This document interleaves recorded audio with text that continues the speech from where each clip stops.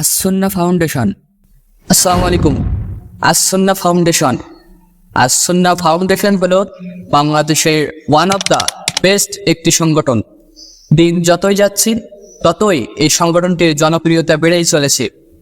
তো খালিদ হাসান মান্নার দর্শকদের জন্য আজকে আমি জানাবো কিভাবে এই সংগঠনটি শুরু হলো এবং কে বা এই সংগঠনটির প্রতিষ্ঠাতা। তার আগে আমার চ্যানেলে যারা আপনারা নতুন, সবাই আমার চ্যানেলটি সাবস্ক্রাইব করে আমার পাশেই থাকবেন।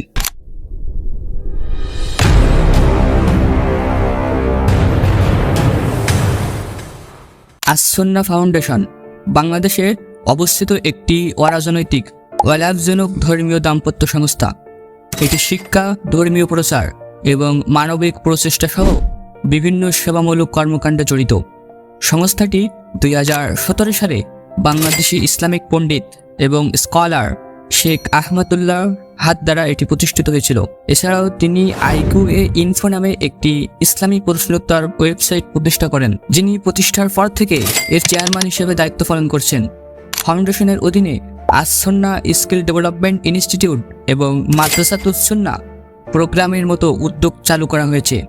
উপরন্তু ফাউন্ডেশন বন্যা দুর্গতদের জন্য জরুরি ত্রাণ বিতরণ, ঠান্ডায় ক্ষতিগ্রস্তদের বস্ত্র বিতরণ, ক্ষুধার্তদের খাদ্য বিতরণ এবং দেশব্যাপী বৃক্ষরোপণ কর্মসূচি সহ বিভিন্ন পরিষেবা ভিত্তিক কার্যক্রম পরিচালনা করে। 2020 সালের করোনায় প্লাবিত সময়ে মূলত এই সংগঠনটির কার্যক্রম প্রশংসিত হয়। 2022 সালে সিলেট ও সুনামগঞ্জ অঞ্চলে প্রবল বন্যা দেখা দিলে এই সংগঠনটি সেখানে ত্রাণ বিতরণ কার্যক্রম পরিচালনা করে এবং 2023 সালে তুরস্ক সিরিয়ার ভূমিকম্পের সময় তুরস্কে শীতবস্ত্র পাঠায় এই সংস্থাটি। আগস্ট 2024-এ বাংলাদেশে বন্যায় কবলিত মানুষের জন্য সর্বমোট 100 কোটি টাকার সহায়তা প্রদানের লক্ষ্যমাত্রা নির্ধারণ করেছেন এই আসসুন্নাহ ফাউন্ডেশন।